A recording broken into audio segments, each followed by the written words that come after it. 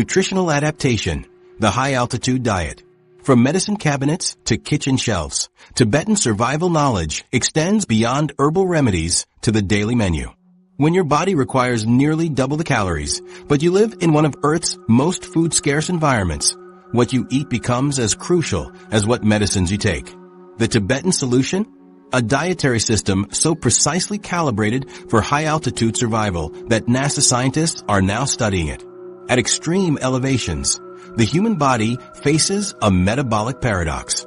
Cold temperatures trigger increased calorie burning to maintain core temperature, while simultaneously the reduced oxygen availability makes efficient energy production more difficult.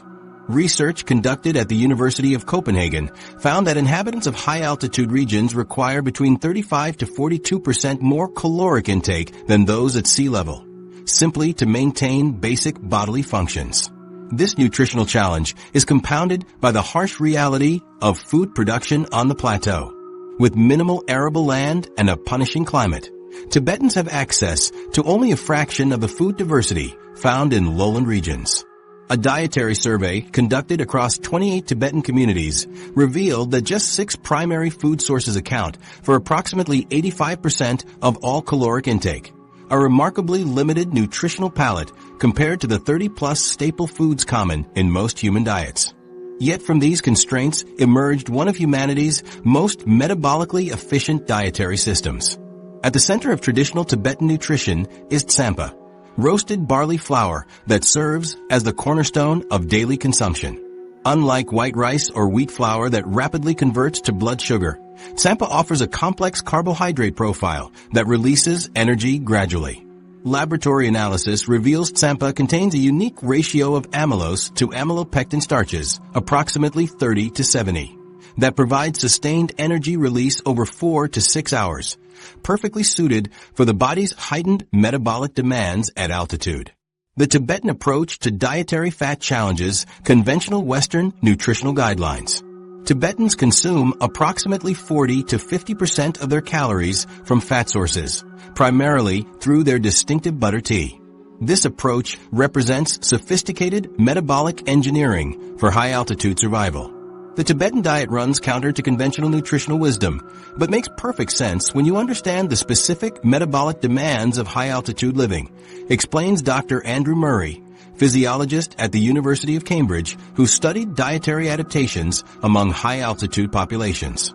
Fat provides more than twice the energy per gram compared to carbohydrates or protein, but crucially for high-altitude environments, requires approximately 15% less oxygen to metabolize. The butter used in Tibetan tea comes specifically from female yaks, technically called DRI, whose milk contains approximately 6 to 8% butterfat, significantly higher than the 3.5% found in typical dairy cow milk. This butter undergoes a unique preparation process where it's churned, heated, and often aged for weeks or months before being combined with black tea and salt. The first sip of butter tea delivers a rich, velvety warmth that coats the mouth with a subtle saltiness and nutty undertones. The sensation of concentrated energy flowing through the body as the steaming liquid slides down your throat in the thin mountain air. The tea preparation process itself reveals another layer of nutritional sophistication. The typical brewing method involves boiling tea leaves for extended periods, which releases significantly higher concentrations of catechins and theanine compounds than quick steep methods used elsewhere. These compounds help optimize fat metabolism while providing mild bronchodilation effects, essentially helping Tibetans process the high-fat content while slightly expanding airways for improved oxygen uptake. Protein needs in this environment present another challenge that Tibetans have ingeniously solved. With limited access to fresh meat, they developed Shandoh, strips of yak meat air-dried in the ultraviolet intensive sunlight.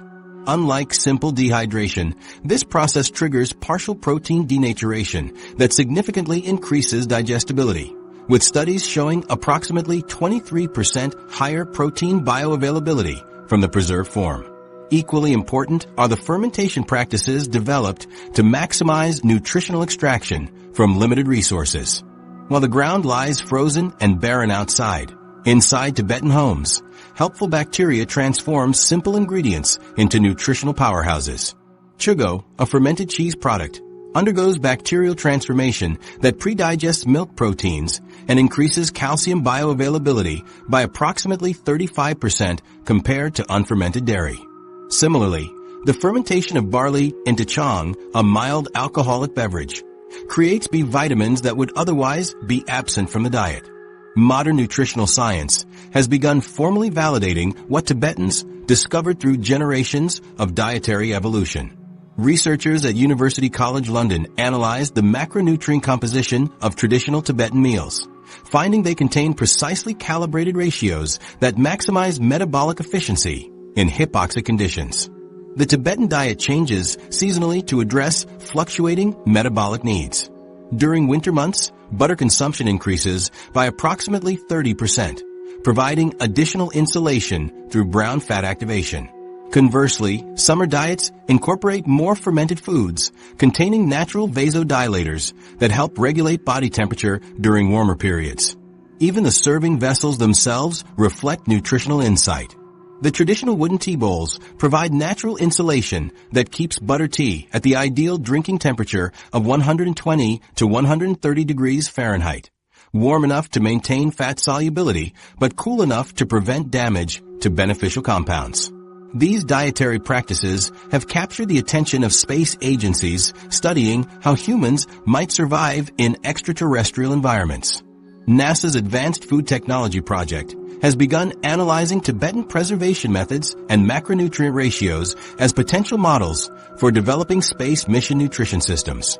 The emphasis on caloric density, nutrient stability, and oxygen-efficient metabolism aligns perfectly with the challenges of feeding astronauts in the resource-constrained environment of deep space. The traditional Tibetan diet solves many of the same nutritional challenges we face in planning long-duration space missions, notes Dr. Grace Douglas, lead scientist for NASA's Advanced Food Technology Research. High caloric density, efficient oxygen utilization, and stable preservation methods are exactly what we beyond need Earth for extended from Tibet beyond to Mars. Earth. The connection between Tibetan adaptations and space exploration extends far beyond food systems. When astronauts step onto the Martian surface, they'll face an environment with striking similarities to the Tibetan plateau, where humans have already developed solutions to survive precisely these conditions for thousands of years.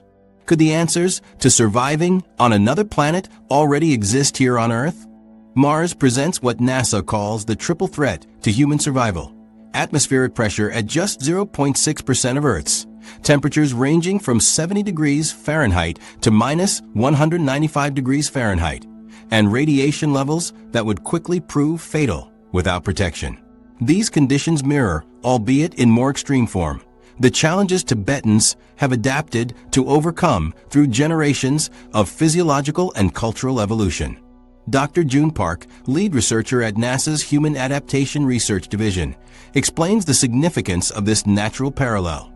The Tibetan experience represents a natural laboratory for understanding human adaptation to environments remarkably similar to what we'll face on Mars.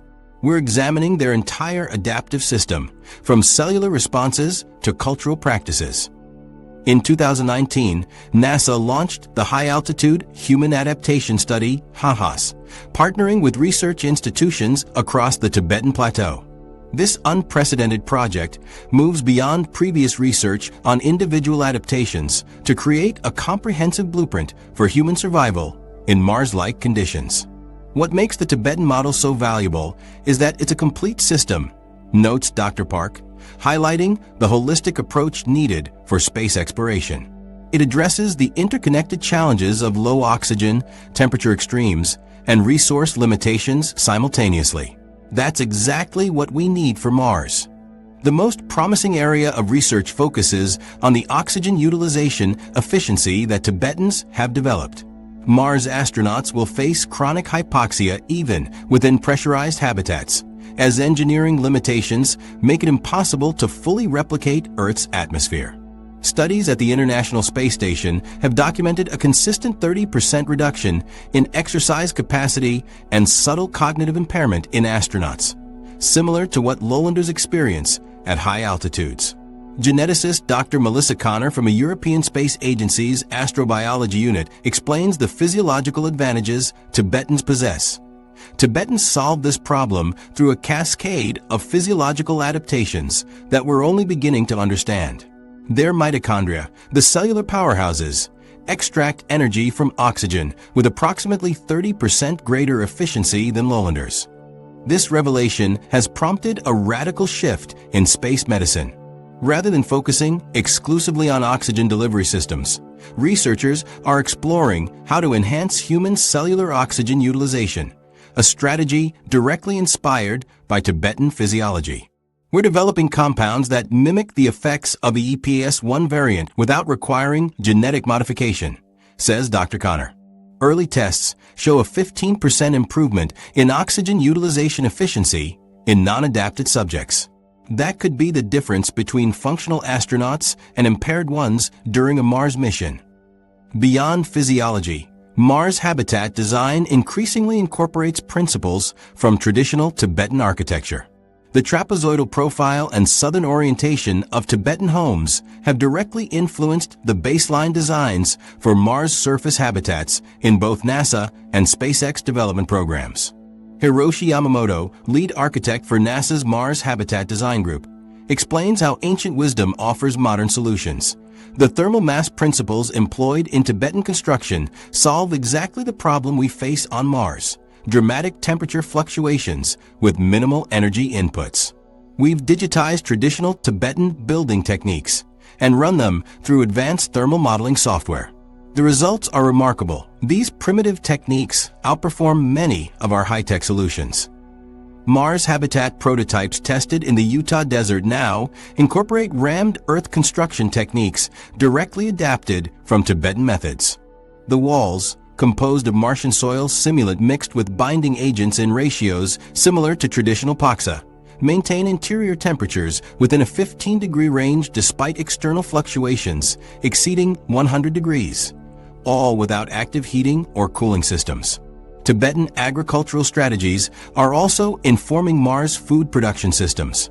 The companion planting techniques developed on the plateau have been adapted for use in controlled environment agriculture experiments conducted by the Mars Society. The Tibetan farming calendar, which maximizes productivity in a brutally short growing season, offers a blueprint for optimizing plant growth cycles with minimal resources, explains Dr. Sarah Johnson, botanist with NASA's Advanced Food Production Systems team. We've adapted these techniques for our Mars greenhouses and seen yield increases of up to 40% compared to conventional hydroponics, while reducing water and nutrient inputs by nearly a third. These agricultural methods serve a dual purpose in Mars mission planning, producing food while supporting psychological well-being during long-duration missions.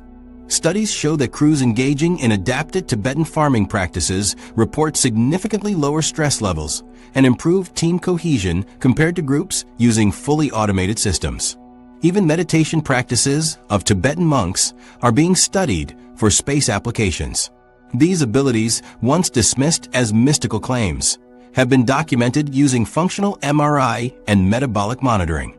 Advanced meditators can reduce their oxygen consumption by up to 64% while maintaining cognitive performance, explains Dr. Elizabeth Chen, neuropsychologist at the European Astronaut Center. That's a more significant reduction than any pharmacological intervention we've developed. We're now incorporating modified Tibetan meditation protocols into astronaut training programs.